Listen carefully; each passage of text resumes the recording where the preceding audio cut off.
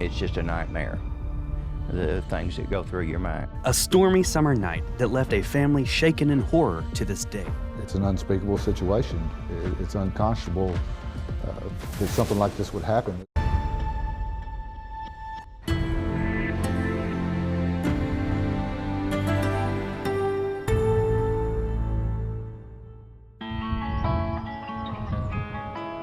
Dell, Arkansas, small town, USA.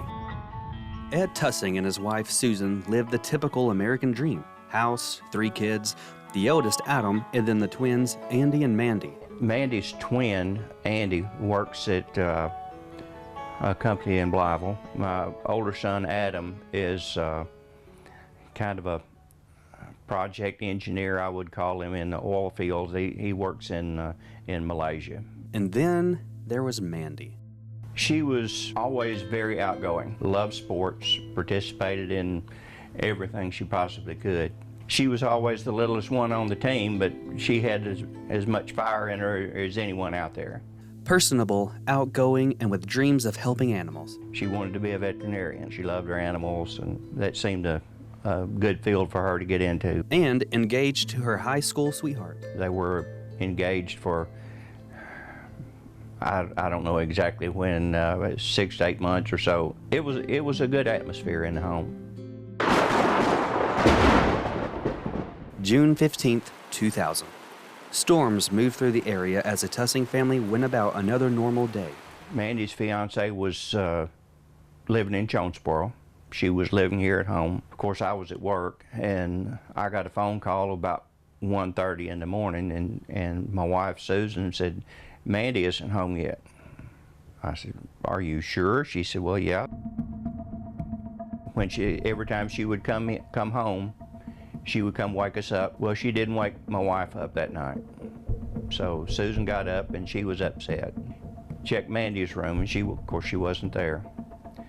And I said, okay. I said, I'm coming home. With each minute, Ed and Susan grew more on edge. They called her fiance to let him know. And he asked if Amanda was home.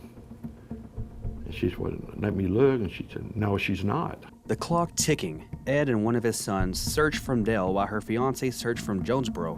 When they found her car parked on the roadside, everything was just the way it had been.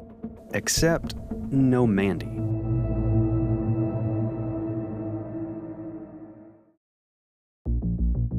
Within minutes, officers and deputies began to arrive. Authorities couldn't put a missing persons alert out as it had only been just a few hours. I think they called it a public concern or something like this. Mandy's car showed no sign of trouble, neatly pulled over to the side of the road under a street lamp like nothing was wrong.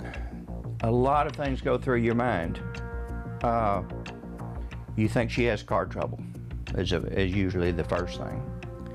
But when we get over there and find that her car is there and still in good condition, just parked on the side of the road and she's gone, I mean, it's just a nightmare.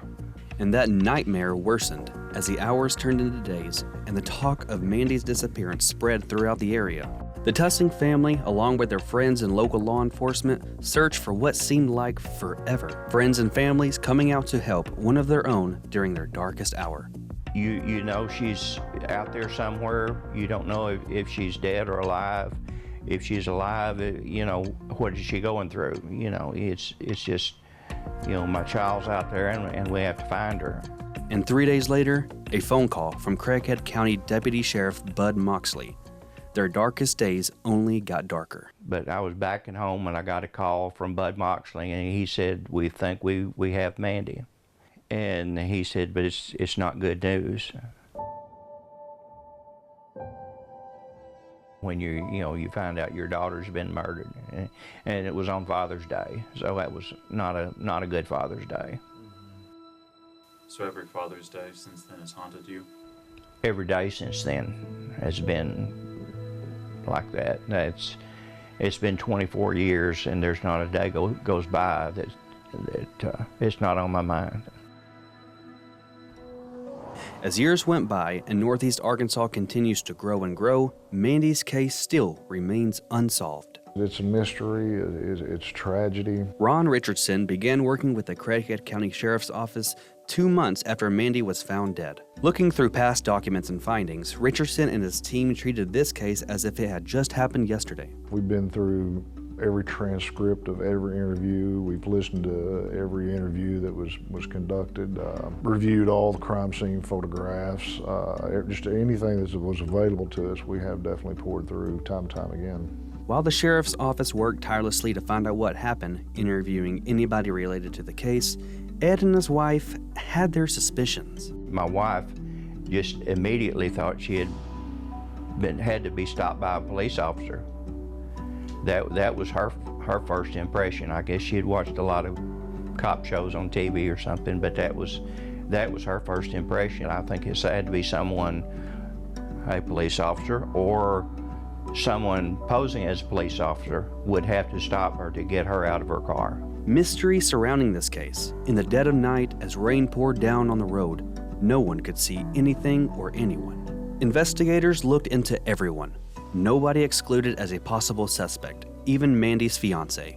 But when asked about him, Ed only saw a good man with no ill intentions. He's a very nice gentleman, and he treated Mandy very well. Never saw him have an argument. Man, they were always cutting up and you know, poking fun at each other. And I'm not saying it was a law enforcement officer. First thing comes to mind, a law enforcement officer would know how to conceal the evidence. Detective Gary Etter led the investigation for years. He has since retired, but he has poured his heart and soul into the case. Even with his retirement, the sheriff's office continues to work hard to crack the case.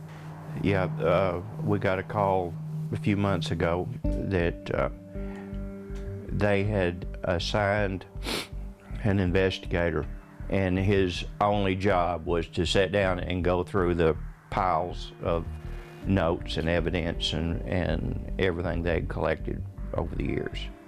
They're just like us. They want to see justice done. The Craighead County Sheriff's Office assigned Detective David Bailey to Mandy's case in March of 2023, and since then, he's actively investigated. Well, in this investigation, we want to entertain every possible clue and follow it out to the furthest that you can follow it. David is a very good detective. He's very passionate about any case he gets. It doesn't matter how some people might look at it as insignificant. David works it to the best of his ability, and he's the guy that I wanted to do it.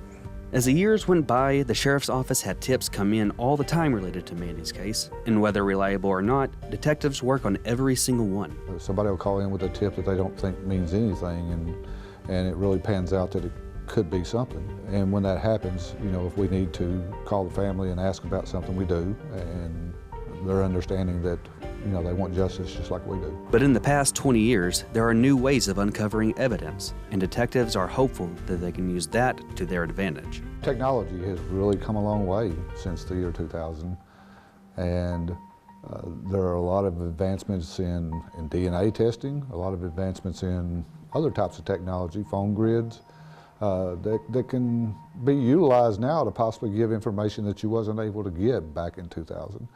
And that's avenues that we continue to explore. We're looking at some things we think will develop some good leads, and of course we're always hoping if someone knows something, they'll put a bug in our ear and give us that information, and we can move on that.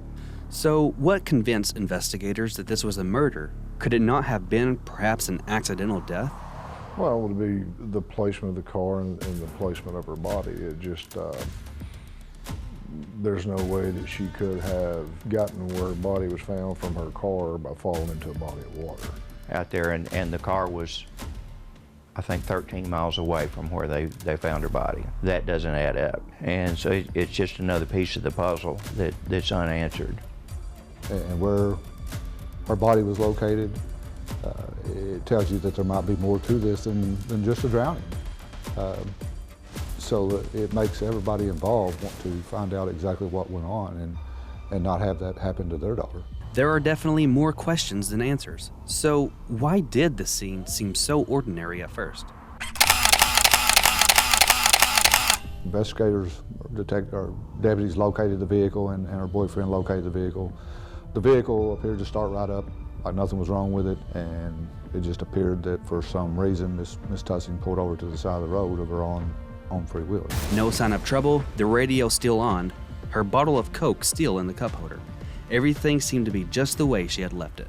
She still had her engagement ring on when she was found. So it wasn't someone trying, wasn't a robbery type situation, or they would have taken her diamond ring.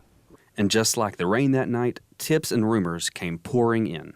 There are a lot of speculation, and of course we're investigating all the different avenues. We've heard a lot of tips, a lot of rumors, and that's our job, is trying to go down each avenue and determine which one's accurate. I mean, everybody comes up with all kind of conclusions without any facts whatsoever. We're going to look seriously at everything they say and do and how they act. Now, 24 years later, Ed has since retired. His wife, Susan, passed and reunited with her daughter in 2021. To the end, Susan worked to find closure. I told my boys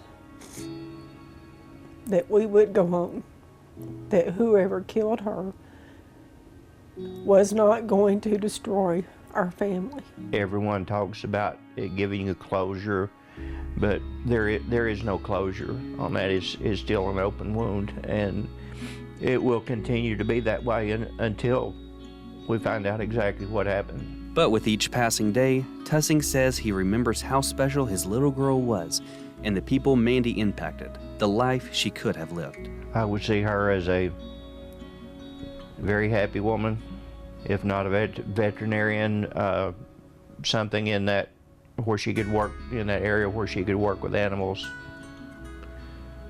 Happily married with a few kids, and but it just wasn't meant to be. Until the family finds answers, Tusing can find comfort knowing that the community is there for support. There was a song about tie the yellow ribbon around the old oak tree. They tied so many yellow ribbons around for Mandy that you couldn't buy a piece of yellow ribbon in Mississippi County. Every tree, every post up and down the highway around Elvis had yellow, excuse me, had yellow ribbons tied around them for her.